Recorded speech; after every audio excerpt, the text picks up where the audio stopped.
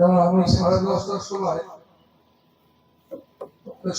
উদ্দেশ্যে কিছু বলবো, সুবিধা সবাইকে শুনতে হবে। হ্যাঁ, মানে যারা এসছে তারা শুধু না, এখানে যারা সেবক সেবা করছে দায়িত্ব পেয়ে তাদেরও আপনা আপনি কাজ করো এবং ফোনটা যেন এদিকে থাকে।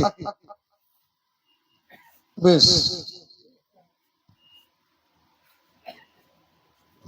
বসো। তা আমি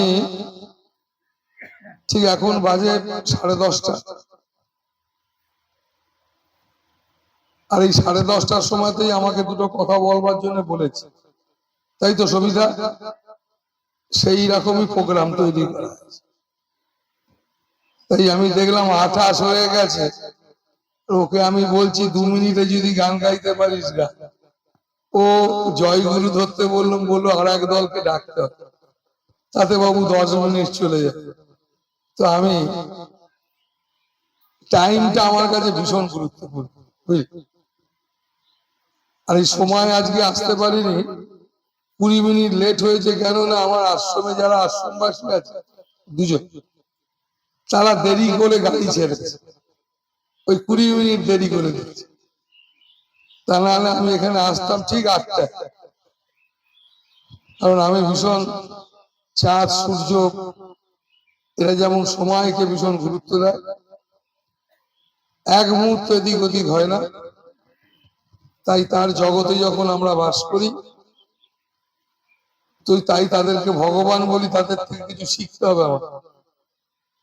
এই শিক্ষাটা বড় শিক্ষা, যে সময়কে জ্ঞান দেওয়া, গুরুত্ব দেওয়া, সময়কে ধ্যান দেওয়া এবং গুরুত্ব দেওয়া। তো যাই হোক, তো আজকে এই আশ্রমে আমি এসেছি এই কারণে, প্রথমত যে অনেক বেশ কিছুদিন আসেন, তাই তো সবিতা? 2-3 মাস দিয়ে হবে বলে। আমি উৎসবে এসেছি। উৎসবটা কোন মাসে ছিল? জানুয়ারি, ফেব্রুয়ারি, মার্চ।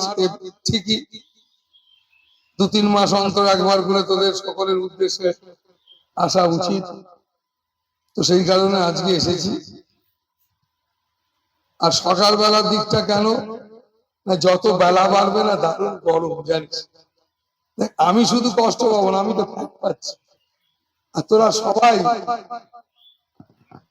একবার যদি বলিস বাবা তুমি এসিতে আছো কিনা, এসি চলছে সবিতা, বুঝলি?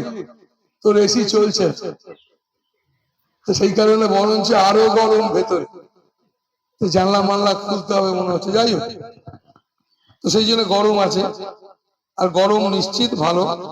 আমি গরমকে ভয় পাই না, আমি থাকতেই পারি। কিন্তু আমার একাটা তো ব্যাপার না, আমাকে ঘিরে তোমরা এতজন মানুষ। তো সেই কারণে আমি এই 11টা পর্যন্ত থাকবো এখানে বলেছি, তাতে হয়তো 10-15 মিনিট থাকতেই পারি। আর এমনি আশ্রমেতে তোমাদেরকে সবাইকে জানিয়ে আসা আর একটা না জানিয়ে আসা, সে আমি 2 দিন থাকতেই পারি। তাহলে তো তোমরা এত মানুষ আসবে না, আর তোমাদের মানুষ আসবে না মানে তোমরা এলেই আমাকে ভালোবেসে আসবে, তার ব্যবস্থা ইত্যাদি করার ব্যাপার আছে। তো যারা আছে তারা কতটা পারবে না পারবে, কে কতটা সময় দিতে পারবে, একজনের তো কাজ না। যদি আমি এলে আর 10 জন মানুষ এসে হাজির হতো, কোনো সমস্যা ছিল না। এ তো কারোর বাড়িতে যদি এতগুলো মানুষকে হাজির হয়ে যায়, সত্যি চিন্তার ব্যাপার নাকি রে? সত্যি কোথায় বসতে দেবে, কোথায় দাঁড়াতে দেবে, এটা আশ্রম বলে সম্ভব? তো যাই হোক, তোমাদের আজকে আমি এমন 2-4টি কথা বলবো, কথা না, তোমাদের পথ, তোমরা সবাই ভালো থাকতে চাইছো, তার পথ বলবো। তার আগে তোমাদের বলে রাখি যে আমার পথ বলার আগে, পথটা বলার সাথে সাথে আমার জীবনে তোমরা অনেক বছর আমার কাছে আসতেই পারো, আমি বলবো অনেকে আছে, অনেকে আসে ইত্যাদি। তোমরা সংসারী, যার যেমন ভাব তার তেমন লাভ, যে যেমন ভাবে থাকে তাই তেমন ভাবে দুনিয়ার যে যেমন ভাবে থাকে সে তেমন ভাবে দুনিয়াকে দেখে, নাকি? এটাই স্বাভাবিক। তো সেই কারণে আমি আমার জীবনে, বুঝলে, আমি বিশ্বাস করি না তোমার থেকে কিছু নেবার আছে। এটা একবারে আমার ছোটবেলা থেকে বিশ্বাস, বা বিশ্বাস না, এটা আমি বিশ্বাস, জগতের কোনো কিছু থেকে কিছু নেবার আছে। এইটা করতে গিয়ে আমি একদম সুতো পর্যন্ত আমার ছিল না, কয়েক বছর গায়ে সুতো পর্যন্ত রাখতাম। তো সেই কারণে আমি এই সমস্ত দেখেছি। তো আমি ফাঁকা আওয়াজ দেওয়া লোক নই, তো কারণ আমি জীবনে এসব দেখেছি। তো তারপরে যখনই আমি এই গোয়ালপাড়া বা ইত্যাদি এইসব জায়গায় এসে হাজির হয়েছি পশ্চিম বাংলা, কারণ আমি মাঝখানে পশ্চিম বাংলায় ছিলাম না অনেক বছর, ঘর থেকে বেরিয়ে।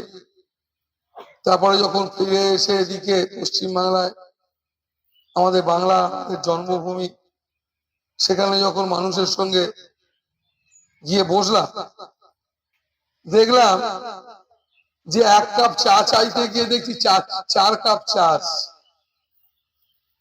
বুঝলে, আমার কাছে ছিল 20 টাকা। আমার একটা ছোট ব্যাগ ছিল, বুঝলি, তাতে 20 টাকা ছিল। সেই 20 টাকাটা এখনো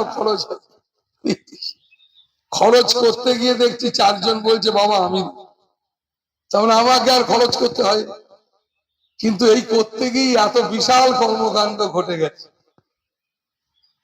নাদরা সারা দুনিয়া জুড়ে এত গাড়ি বাড়ি, এত মানুষ, তোমরা আসছো, কিন্তু আমাকে কিন্তু কোনোদিন আমার যে নিজস্ব 20 টাকা যে আমি নিয়ে এসেছিলাম, সেটা কিন্তু আমার এখনো পর্যন্ত খরচ হয়নি। কেন খরচ তুমি করতে দাও, তার মানে তুমি, আমি কিনতে গিয়েও কিনতে দাওনি। তো যা দেখতে পাচ্ছ সবটাই তোমাদের দেওয়া জিনিস, আমি বাড়ি থেকে আনি। তো সেই কারণে আমি ভিক্ষাতে বিশ্বাসী না, আমি ভিখিরি না। এই জন্য আমি কাউকে ভিক্ষে করানো এই অভ্যাস আমি পছন্দ করি। কারণ আমি দেখেছি গুরুদেব আশ্রমের হয়ে ভিক্ষা করতে গিয়েছিলাম, এই সারা তো আমার, কারণ এইটাই রেয়াজ আছে, এটাই দুনিয়ায় রেয়াজ আছে, চলো ভিক্ষে করে আসি, ভিক্ষে করে দুর্গা পুজো করি ইত্যাদি ইত্যাদি, না। তো সেই কারণে আমি এতে বিশ্বাসী নই। তো 2005 সালে, বুঝলে, 2005 সালে আমি দেখলাম না এ তো ঠেকানো যাচ্ছে না। তখন আমার যেসব সেবক সেবিকা আছে তাদেরকে বললাম যে না, কারোর কাছে কিছু তুমি চাইতে যাবে না, যদি চাও তো আমি নিজে চাই, আমি আমার ছেলে মেয়ে সন্তান যারা, তো আমি চাই, তুই চাইবি কেমন? কেন চাইতে মানা করলাম? প্রথমত চাওয়ার যে একটা ভীষণ বাজে একটা অভ্যাস। চোর অনেক রাইস মিল আছে, চোর থেকে টাকা, আমার এখানে একদম কেউ, দেখো এই যে তুমি আমায় প্রণামী দিয়েছো, কেউ বলোনি যে বাবা এই টাকাটা নিয়ে তুমি সিনেমা দেখবে না মন্দির বানাবে। তুই তো আমায় দিয়েছ, আমি করতেও পারি, নাও করতে পারি, তো প্রণামী দক্ষিণা। ওরে সাধু গুরুকে প্রণাম করতে গেলে ফুল দিয়েও প্রণাম করতে হবে, খালি এত তার কাছে প্রণাম করতে না হলে হয় না। এটা আমাদের, আমি বই এর পেছনে অনেক কত ব্যাপার আছে। তো যাই হোক, তো দেখো বলে দিলাম না চাওয়া চলবে না। এইবার সবাই ধরলো যে বাবা তাহলে কি তুমি আমাদের সঙ্গে আর এই এলাকায় থাকবে না, ঋষিকেশ চলে যাবে? তাহলে আমরা যাব কি করে? ঋষিকেশ চলে গেলে 4-5 জন যে কজন আছে তুমি একাও থাকতে পারো, তোমার ইচ্ছা। তোমাকে তো আমি ধরে নিয়ে আসিনি, আর তুমি একজন সন্ন্যাসী মানুষ, ত্যাগী লোক, কেন এবার তুমি আমার বোঝা বইবে? বোঝা বইবে না বলেই তো তুমি বেরিয়েছো। সত্যি কথা, কি করবে? সবাই আমাকে ধরলো। তখন আমি বললাম দেখ বাবা, আমি হরিদ্বারও যাচ্ছি না, ঋষিকেশও থাকছি না, আমার যেখানে প্রাণ চাই, আমি যেখানে থাকি সেখানেই থাকবো। তাহলে বাবা কি করে চলবে, কিভাবে? তুমি তো চাইলে না। চাইলে তো আমরা আসবোই, এই তোমরা যেমন এসেছো। তুমি এলে খবর পেলে আমরা তো আসবোই। এলে এইসব পাকা লাইট এলে এইসব চলবে কি করে? তো সেবা বন্ধ করে দিয়েছো, আর নচেত আমরা তো আসবোই, তুমি একটা রাস্তা বার কর। তখন আমি বললাম ঠিক আছে, এক কাজ করো, নির্দেশ দিলাম সমস্ত শিষ্য ভক্ত যেখানে আছে, যে তোমরা প্রত্যেক বছর মে মাসে, এটা তোমাদের দায়িত্ব, তোমরা যদি দায়িত্ব নিতে পারো, প্রতি বছর মে মাসে তোমাদের পরিশ্রমের অর্থ তোমরা আমার আশ্রম আমার হাতে দিতে পারো। আমি তো নাগরায় থাকি, আমার মূল আশ্রম যেখানে সেখানে থাকি, কেন সেখানে সবাই আসতে পারে। এখানে তো আর কলকাতার লোক আসবে না, দিল্লির লোক আসবে না। আমার শিষ্য ভক্ত দিল্লি নাদরায় সুবিধা, সেই জন্য নাদরা আশ্রমে আমি থাকবো। যদি বাই চান্স এখানে এসে যাই, খবর তোমাকে নিশ্চিত এরা দেবে। তো সেই নাদরা আশ্রমে গিয়ে তুমি ওই মে মাসে, প্রত্যেক বছর মে মাসে তোমার দায়িত্ব, এই আশ্রমটা তোমার দায়িত্ব। তুমি যদি আসতে চাও, শুধু আমি এলে না, তুমি যখন খুশি আসছো, এসেই তুমি ডাল ভাত তরকারি পোশাক পাচ্ছ, থাকবার জন্য রুম হয়েছে, তুমি দুদিন মন খারাপ হয়েছে এসে থাকতে পারবে। তুমি এখানে মনে হলো চলো একটুখানি গুরু নাম করে আছি 3 দিন ধরে, মন খারাপ ইত্যাদি ইত্যাদি, যে কোনো বয়সের ছেলে মেয়ে, তার জন্য তোমাকে 1 পয়সা দিতে হবে, চলবে কি করে? এই সমস্ত জিনিস তুমি ভাবছো বাবা তুমি চালাবে না, এর দায়িত্ব আমি নিতে পারবো, কেন আমি এরকম দায় পাইনি না। তুই আয় আর না আয়, তুমি এসো আর না এসো, আমি তোমার দায়িত্ব নিতে পারবো। আমি তোমার পথ দেখাতে পারি, আমি একজন পথ দেখানোওয়ালা, আমি একদম তোমার মতো বিষয়ী লোক নই। কে বলেছে তোমার বাবা মা? তোমার বাবা মার থেকেও বেশি আছে।